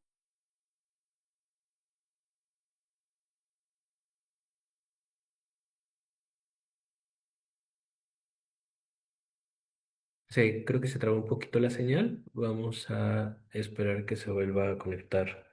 Este, Di clases hace 10 años aquí en la licenciatura de antropología y yo veía que de pronto era como si estuviéramos formando eh, a estos estudiantes. eh, Creo que mi conexión es inestable, voy a apagar mi cámara un segundo. sí, adelante. Como si fueran Levi Strauss, ¿no? Que va a llegar, va a bajar del barco a ver los tristes trópicos, ¿no? Y porque trabajar con herramientas situadas implica pues dolerse un montón y el problema es que necesitamos chambearlo. O sea, en verdad, esto necesita trabajarse, dialogarse, discutirse e incomodarnos juntas para ver por dónde. Hasta ahí sería. Gracias. Antes de leer más preguntas y comentarios, quiero aprovechar un poco para hacer un comentario yo también. Mm. Bueno, primero que nada, otra vez agradecerte. Creo que es muy importante que haya esta clase de temas discutiéndose en los espacios académicos. Creo que una cuestión con la que debemos de tener precaución, a veces cuando trabajamos con corporalidades o con emociones, es que nos familiarizamos con ciertas formas de pensar y que, por ejemplo, a mí lo que nos estás contando el día de hoy, yo te digo así de súper sí, estoy completamente de acuerdo y sé por qué es importante y sé por qué es interesante, pero luego resulta muy sorprendente que fuera de alguno de estos espacios, cómo nos topamos con académicos para lo que esto todavía es casi impensable. O sea, yo en una experiencia personal, hace unos meses tuve contacto con un académico y palabras más, palabras menos, lo que me dijo es la autoetnografía no sirve para nada y yo sí estaba así de, ¿cómo es posible que sigamos pensando este tipo de cuestiones? Entonces, por ese lado, creo que sí hay que recalcar mucho que lo que nos estás compartiendo hoy sigue siendo pertinente y radical para el contexto académico en el que nos encontramos, ya que muchas veces se omite la historia académica que nos ha llevado a esta clase de discusiones. Una investigadora de acá del Colegio de Michoacán nos presentó un texto de Oyegumi Oyeronke. Ella es de Nigeria y desde los noventas ya estaba hablando sobre la colonización de las sensaciones y cómo el problema era que desde Occidente se investigaba todo a través de la vista, cuando en otros contextos o para otras sociedades, pues realmente ni siquiera es el sentido privilegiado, ¿no? Entonces, creo que ese tipo de elementos hacen muy pertinente todo lo que nos estás diciendo y vuelvo a agradecer que estés aquí. Pero una pregunta que yo tendría es, ¿cómo compaginamos nuestros modos de afecto, de emoción y de sensorialidad con los de otros grupos, este, que no necesariamente sienten o perciben de la misma manera que nosotros? Ya que, por ejemplo, en una ocasión con alguien que yo estaba interactuando, eh, había una interpretación diferente del enojo. Entonces, por ejemplo, la expresión tener un carácter fuerte, ¿no? Que hace referencia a alguien que se molesta tanto que pues se le dificulta o que se acelera. Y esta otra persona lo que decía desde su punto de vista y de el pueblo era como, no, es que tienen un carácter débil, porque si tuvieras un carácter fuerte, tendrías la capacidad de no dejar que el enojo se desborde, ¿no? Entonces, muchas veces ese tipo de cambios, por mínimos que parecen, realmente nos abren puertas a cómo se están percibiendo este tipo de cosas. Y muchas veces lo que nosotros nombramos enojo no necesariamente es la manera como se entiende el enojo para otras personas, ni la misma manera como se expresa a nivel corporal. Entonces, en este caso, desde esa propuesta, ¿cómo se logra hacer esa clase de vínculos? Sí entendiendo nuestra percepción, pero la de otros. Me sacó un segundo y Ah, me quedé justamente cuando decías que esta forma de decir que tenemos un carácter fuerte era interpretado distinto. sí, No sé si me podrías complementar para que pueda yo dialogar, sí. sí. O sea, básicamente la idea del carácter fuerte es que el enojo sobrepasa la capacidad de la persona. La lectura que hacía mi interlocutora era que más bien es un carácter débil, porque si fuera un carácter fuerte, tendrías la capacidad de permanecer tranquilo, ¿no? Entonces, en ese sentido, desde esta propuesta, cómo se generan los puentes para que desde nuestro pulso autoetnográfico se logre establecer un sentido con la forma de interpretación o de lo que sería el pulso autoetnográfico diferente de la persona con la que estamos interactuando. Y bueno, ¿tienes más comentarios y preguntas? Ruth Orozco dice, gracias por poner al cuerpo, la afectividad, los cuidados, nuestras coordenadas y la incomodidad en el centro. Me dejas muy movilizada. Eh, Pidieron tus datos de contacto, les pasé el perfil académico para que lo tengan a la mano. Y creo que aquí tenemos otros dos comentarios más. Soledad Díaz Vázquez te agradece por compartir el trabajo. Su pregunta está ligada a la de San Valle. Me gustaría saber qué metodologías has intervenido de forma creativa en tu quehacer académico y cómo lo has hecho. ¿Cómo logras que los cuidados se mantengan en el centro? ¿Cómo haces el registro de lo que pasa por tu cuerpo? Y creo que con eso es Ay, suficiente. muchas gracias. Sí, empiezo un poco como con tus comentarios. Este comentario de por qué sigue siendo subversiva o molesta, incómoda hablar de autoetnografía, me parece que tiene que ver con la colonialidad moderna, o sea que es un poco lo que les decía. Es, pues aquí nos vienen a investigar, ¿tú por qué hablarías de lo propio? Por otro lado, cuando nos formamos como investigadoras e investigadores, se nos enseña que es esta lupa occidental de ruptura. Por eso les decía que a mis estudiantes yo de repente los veía, oigan, pero ustedes son de aquí de la comunidad de no sé dónde, porque ya están con esta ínfula intelectual de Levi Strauss llegando a Brasil, ¿no? Y creo que es justamente de ahí lo necesario. de reflexionar en términos críticos y regresar a Bourdieu, este último libro, El oficio del científico, y ahí él solito empieza, ¿no? Que es un autor legitimado, ¿no? Y empieza a decir, la reflexividad tiene que pasar por un lado, hacer un examen crítico de tu disciplinamiento, y él hace epistemología de la ciencia, hablando de todo este devenir que tuvo entre la etnología, la filosofía y la sociología, y cómo incluso se rebaja hacia la sociología viniendo de la filosofía, siendo, ¿no? Y hace todo ahí un entramado de lo que eso implica en términos intelectuales en su contexto, ¿no? Y en ese sentido es como, pues ese es un paso. Y el segundo paso para él, pues fue hablar de su hábitus contradictorio al venir de una familia campesina cuyo padre entró como funcionario público rural y pues eso le dio un saltito que le permitió entrar a la escuela, pero sin dejar de ser invasor en la escuela, en el contexto ya más de élite, ¿no? Entonces se plantea, pues por eso me obsesioné con la escuela y la reproducción social, ¿no? Entonces cuando a mí me pasa esto, yo me remito a él para decir, bueno, es que ahí tienes un autor legitimado diciendo que esto es vigilancia epistémica.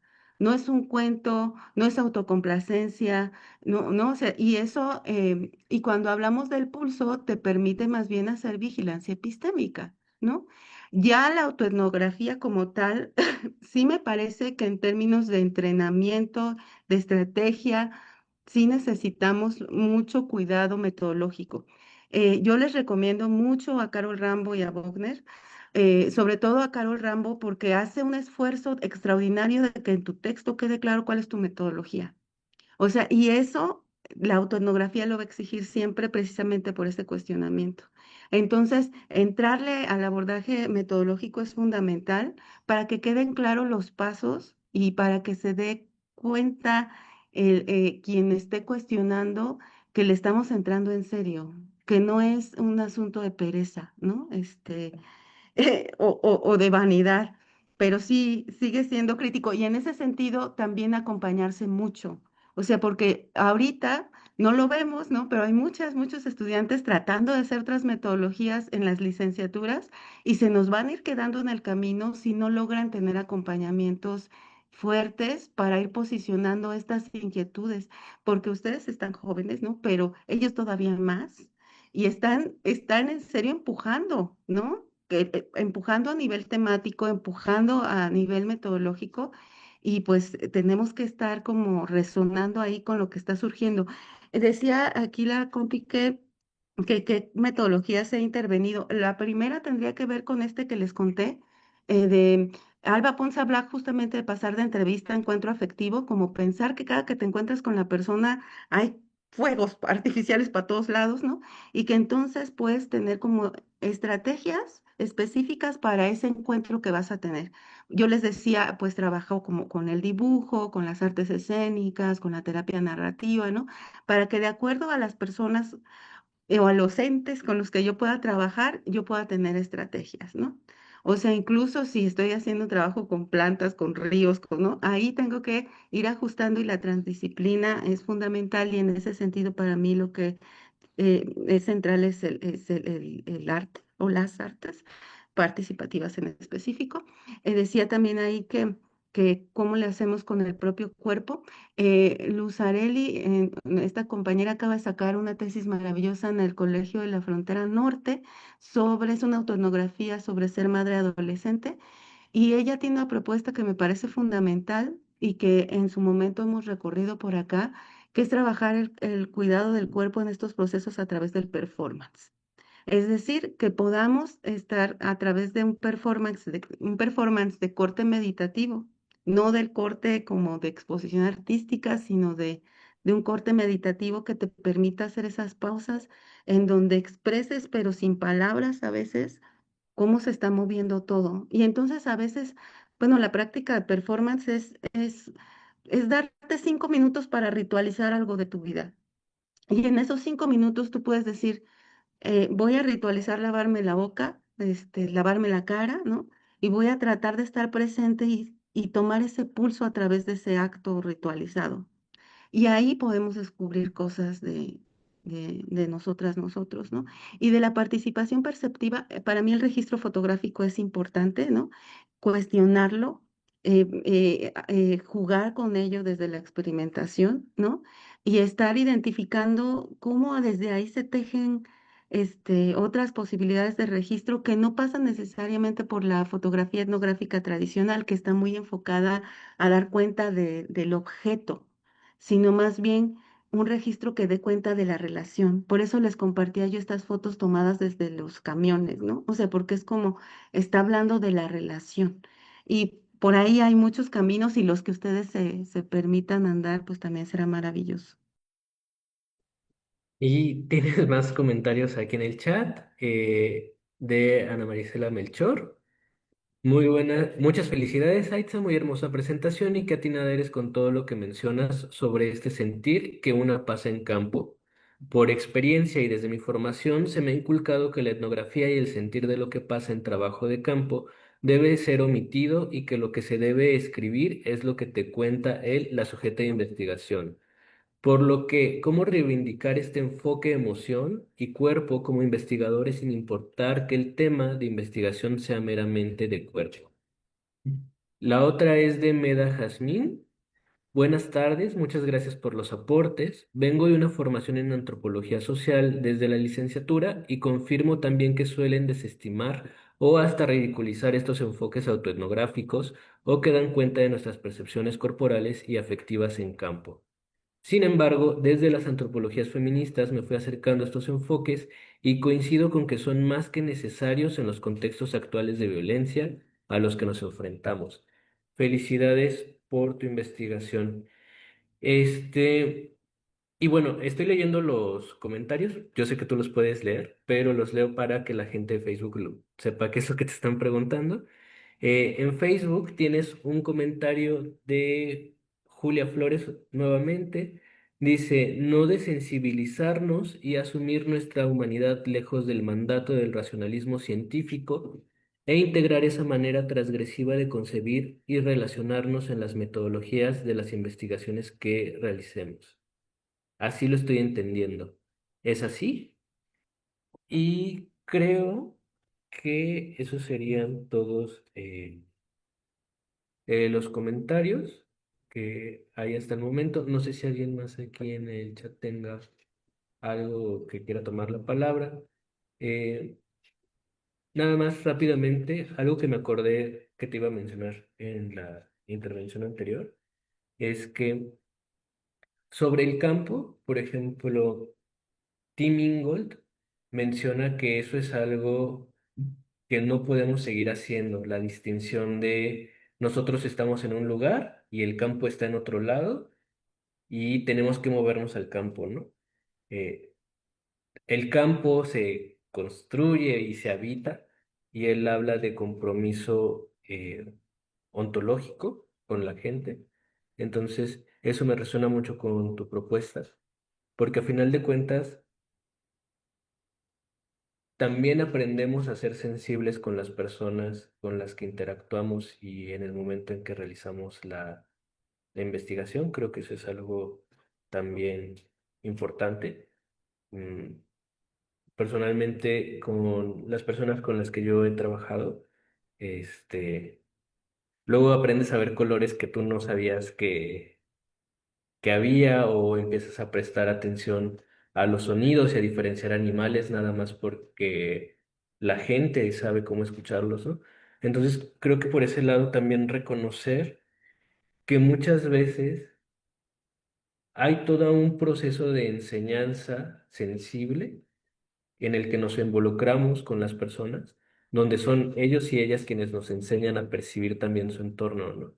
Y creo que esa es una potencia de la antropología, cómo aprendemos a percibir los mundos o distintos mundos en compañía con las personas, ¿no? Yo creo que es importante, pero quería mencionarlo porque eso me resuena mucho con lo que tú nos has propuesto el día de hoy, Aitza. Entonces, te doy la palabra.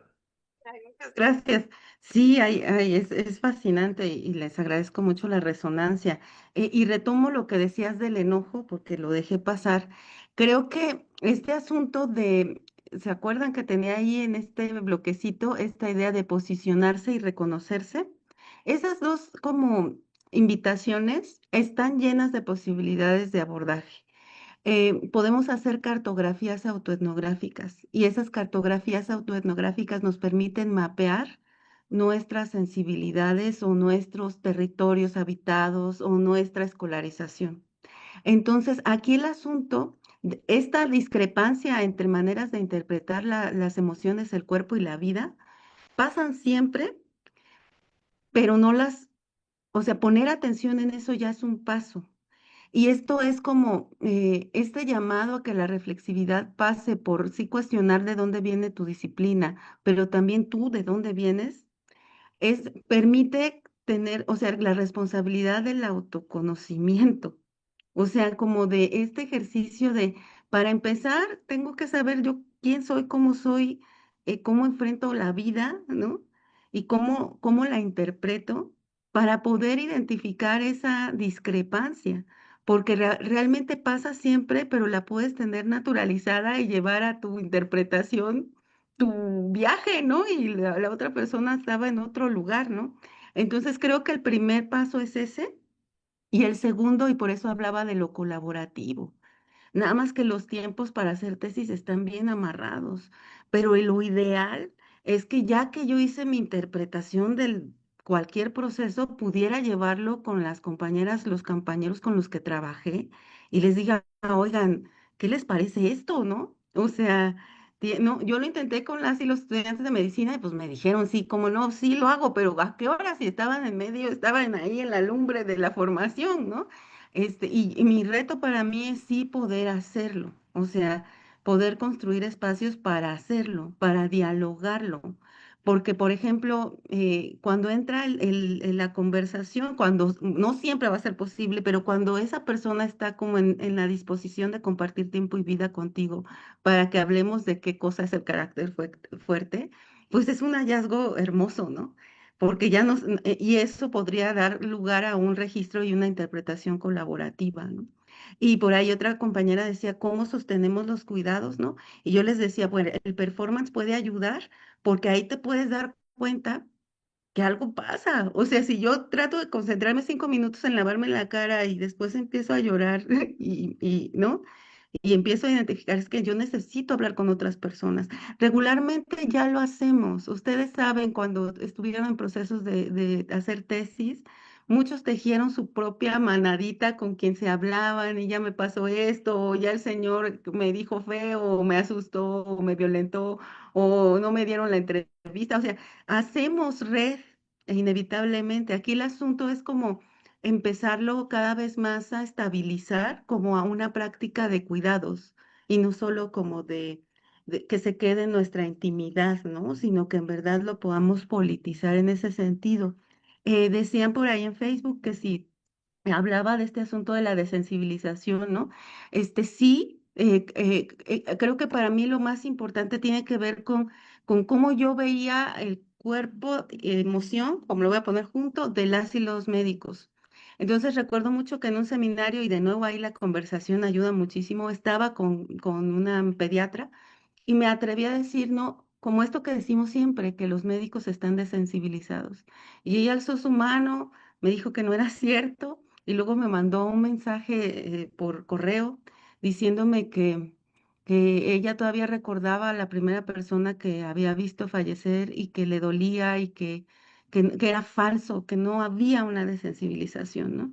Yo lo que creo que pasa y la invitación con nosotros es que hay personas que lograron asimilar más fácilmente el hábitus de que eso es chamba, de que sacas la tesis y next, pero hay personas que no. Entonces, pero esto no significa que las primeras estén desensibilizadas, sino que están habituadas, ¿no? O sea, como a que eso está normalizado. ¿A para qué lo voy a abrir si no va a haber un espacio de escucha y va a ser una burla si yo me pongo a llorar en mi coloquio, ¿no? Entonces es como con las y los médicos, ordenas. Y dices, entonces lloro en el baño, y entonces nosotros lloramos también, tenemos nuestros espacios para llorar, ¿no? Entonces, entonces sí tiene que ver con más bien eh, ver qué hábitus corporal, emocional hemos construido y qué hacemos con eso, ¿no? Y si eso suma a procesos de dignificación de la vida o es parte del mismo engranaje en donde pues no conmoverse y documentar el horror, pues lo mantiene en el mismo plano de reproducción, ¿no? O sea, cuando a ustedes les duele, cuando ustedes se incomodan, para mí es una señal de que algo está siendo disruptivo, a pesar de que el dispositivo escolar suele ser como bastante opresivo, ¿no? Y en este sentido, sumo a esto que nombras de la sensibilidad. Sí, hay muchísimos aprendizajes que tampoco retomamos, ¿no? O sea, yo siempre digo, nombro a Doña Chata de la Sierra Mazateca, que fue la que me enseñó a hacer autoetnografía, etnografía y antropología, ¿no? Porque es la señora que habló conmigo para empezar y con la que tuve resonancias o sea, ahí ella fue mi maestra, ¿no? Em, pero como que todo eso se queda de lado y decía por ahí otra intervención que cómo hablar de eso del cuerpo, pero no, así nuestra investigación va para otro lado, vayan teniendo su registro, o sea, ya o en diarios diferentes o en el mismo, para decir esto lo voy a convertir saliendo de este requisito, voy a convertirlo en otra cosa, ¿no? Puede ser un texto académico, por supuesto, urge seguir metiendo textos académicos, pero ya no en contextos menos rigurosos y estresantes como los de una tesis, por ejemplo. Yo les recomendaría, ¿no? Viéntense en revistas de divulgación, en revistas también que ya estén como dando entrada a este tipo de abordajes, hagan autopublicación, ¿no? O sea, nosotros hemos tenido como un proceso de autopublicación tremendo, ¿no? Y hemos visto que yo siempre les decía a las compañeras, es que esto es para prepararse para el otro mundo, el de las dictaminaciones, pero que la palabra germine y ruede, ¿no? Pues todas las artes, ¿no? O sea, a lo mejor lo mío es en la fotografía o, ¿no? En la narrativa poética y demás, pero siempre honrar eso. O sea, quizás lo más importante es sí darle un espacio, aunque no sea en la tesis, pero sí darle un espacio. A lo mejor es una ofrenda, un archivo, un algo que rememore y que dignifique lo que nos pasó mientras estábamos ahí.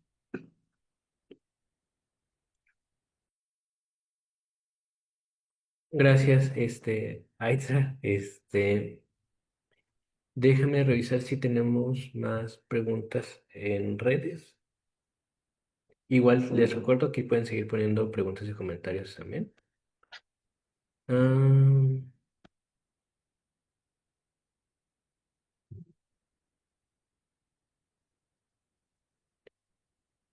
Liber, Ruth Orozco, me gusta mucho el aspecto colaborativo, porque acá está lo subversivo de estas metodologías en un mundo que ha apostado por el individualismo, la objetividad, la distancia. Es una apuesta por las prácticas colectivas en la investigación y en la vida. Qué necesario.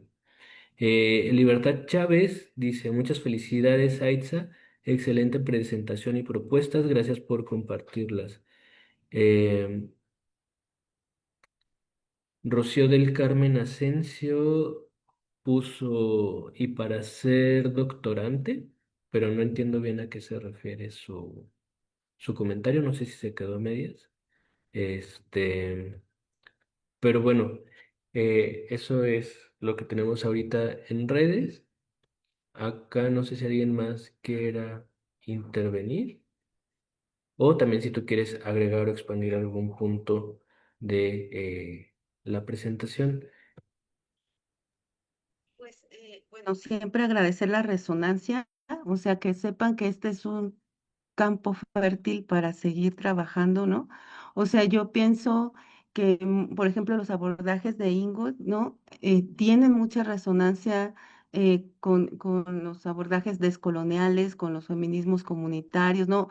Que es de pensar epistemologías en otras lógicas, ¿no? Pero para hacer eso necesitamos sistematizar. O sea, porque justamente nos va a tocar estar defendiendo como estos abordajes y esta pertinencia. Entonces es como no soltar esa parte por la otra, ¿no? Y creo que es normal que pase, porque es como, pues si por primera vez mi cuerpo y las emociones mías tienen un lugar, pues es como, ¿no? Pero necesitamos juntarnos y convertirlo en estrategia puntual, metodológica, fundamentada teóricamente. Yo siempre les digo, estas autoras están legitimadas, ¿no? Está Tim Ingold, ¿no? Jálenlos por acá, pero mézclenlo, ¿no? Con compañeras, pienso en el texto de la Cerda Punk, que ella siempre dice, no me di cuenta qué tan colonizada estaba hasta que empecé a ver que conocía más los textos de otras latitudes que los de mis compañeras, ¿no? Entonces, para mí es como ir integrando, irnos leyendo entre nosotras, ¿no? Y ir compartiendo como, pues, saberes, estrategias y conocimientos. Creo que esa parte es clave, como que no soltar en términos epistémicos la propuesta. O sea, si queremos pensar el campo distinto, en verdad como llevarlo a nuestra cotidianidad, ¿no?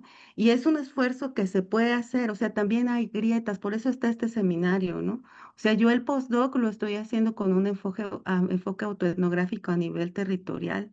Y por eso se llama vecindarse en las comunidades zapotecas, porque yo soy una vecindad acá, y y es entrarle, ¿no? Con toda la incomodidad que eso produce, pero con más calma, ¿no? O sea, y no significa renunciar a como un enfoque más tradicional, por supuesto, si lo aprendimos hay que saberlo trabajar, pero también ir incorporando estas otras metodologías, y creo que en ese sentido la investigación acción participativa ya tiene una larga trayectoria. Solamente es como ir caminando, ¿no? Como ir creativizando, diría yo, ¿no? Eso, y generando espacios alternativos para la discusión y para la publicación, que justamente nos preparen para esa otra publicación que también es necesaria, ¿no? O sea, como esa sería una propuesta. Pues nada, yo bien agradecida del espacio, de su tiempo y resonancia. Muchas gracias, Aitza. Este, yo estoy encantado con la participación que has tenido y hubo una muy buena recepción en redes y también aquí en el chat. Entonces, creo que es muy importante porque la manera de pensar es darnos cuenta que la metodología no nada más es un apartado que se tiene que llenar, sino que realmente hay un fundamento epistemológico que puede cambiar la manera como presentamos aquello que percibimos, como generamos las interpretaciones, pero también pensar, bueno, es que sí, tenemos un cuerpo o hay una corporalidad, pero no basta con decir tenemos un cuerpo, ¿no? Y ya asumir que por eso se hizo la investigación de cierta manera, sino que como tú nos has presentado a lo largo de la sesión del día de hoy es, bueno, que sí tengo un cuerpo, pero ¿qué siente ese cuerpo? ¿Cómo se ha ido moldeando ese cuerpo? ¿Cómo nos posiciona frente a otros y a la manera como interactuamos? Y cómo sentimos y cómo ese sentir también va afectando pues nuestras producciones de conocimiento. Creo que eso es sumamente eh, genial, interesante y muy necesario para la antropología. Y había alguien que me ha puesto un comentario, lo perdí un poco, pero hablaba sobre la urgencia de hacer esta clase de investigaciones en contextos de violencia, que sí creo que es importante, pero también empezar a reconocer, esta es una opinión personal, que ya no podemos hablar de contextos donde hay violencia. Yo creo que nuestro país ya está rebasado y que cualquier lugar en México, con sus distintas gradaciones, claro está, y distintas modalidades, pero yo creo que una realidad a la que nos enfrentamos es que ya hay violencia en todos lados, múltiples violencias, y que realmente es cómo nos posicionamos frente a esas realidades y que creo que las cuestiones de el dolor o la manera como se está transformando, por ponerlo de alguna manera, nos debería de llevar a pensar en otras formas de cómo se presenta la información. Eh, no sé, estoy pensando, pero por ejemplo, hay gente que apuesta por trabajos enfocados en la esperanza o en la alegría y que son muy importantes, pero también creo que es necesario ir pensando en, bueno, ¿qué pasa si empezamos a producir desde el enojo, desde la tristeza? ¿Qué implica también eso, no? Porque pareciera que estas emociones, por no mencionar otras, no tienen la capacidad de producción de otras formas de percepción. Y este tipo de reflexiones no serían posibles si no hubiera personas como tú que nos inviten a generar este tipo de reflexiones. Entonces, creo que eso siempre va a ser genial. Te agradezco por última vez hoy tu participación. Eh, Siempre estás invitada al seminario permanente. Voy a mandarte mensaje después para que sigamos en contacto y pasarte tu constancia. Y ya como avisos parroquiales, invitarlos a la sesión de cierre de este año que se llevará a cabo el 26 de noviembre. Y nuestro invitado, permítanme leerlo, es Elías González Gómez, que nos va a hablar sobre la experiencia mística y el fin de la carne. Entonces, vamos a contraponernos con cuestiones más de el entrecruce de religiosidad y corporalidad. Entonces, los esperamos aquí. Y recuerden que de manera interna también se hacen seminarios de los grupos de trabajo que se comparten de manera mensual para que estén al pendiente. De igual manera, pueden visitar el sitio web del Seminario Permanente de Corporalidades y estar al pendiente de lo que sucede. Y pues muchas gracias a todos y a todas. Que pasen un excelente día. Gracias, abrazos, bye Gracias. bye.